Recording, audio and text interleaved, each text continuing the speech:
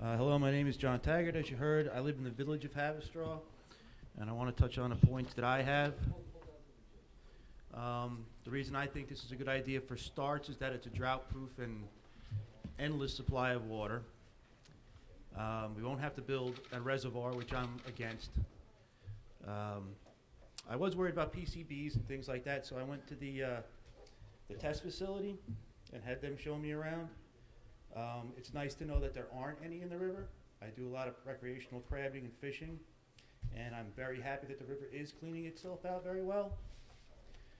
And the PCBs are really only being found up around the dredging site, which we all knew was going to happen.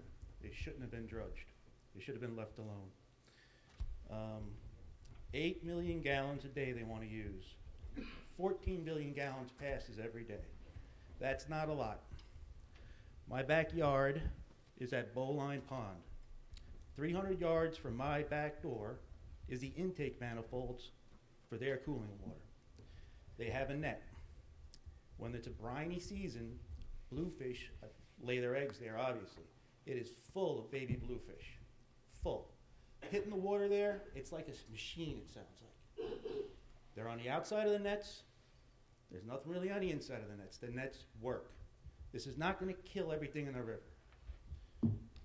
It's not going to have much of an impact at all, in my opinion, looking out my backyard.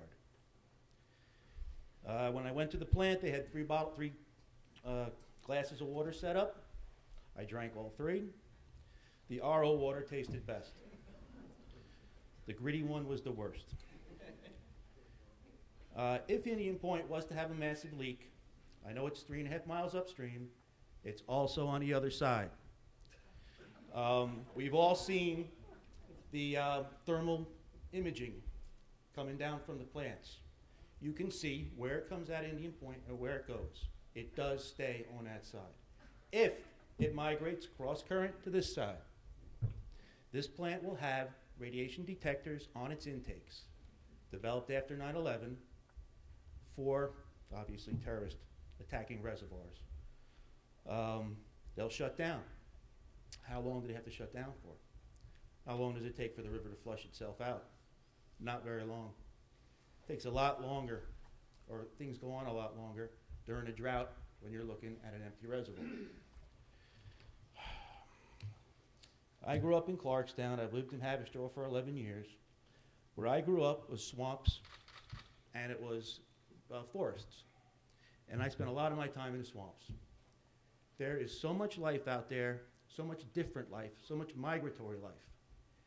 To have the idea to avoid taking this endless supply of water that's staring us in the face and build a reservoir, cut down the trees, and flood an area, and then put a fence around it. Hundreds of acres. Those animals go, and they're replaced by a handful of fish that are in the res. A lot of things would be gone in a reservoir development. We hear a lot of cut the water off to Jersey. People have argued online that water is going to be so hard to have good water, we're going to have wars over water. So I guess we're going to fire the first shot at Jersey, huh? And finally, I live in the village of Haverstraw. That's under the town of Haverstraw, and I want the tax money. So do the right thing. Build a plant that collects water that will never, ever dry up, ever. I don't consider the saline put back in it pollution. I consider runoff from storm drains pollution in the Hudson.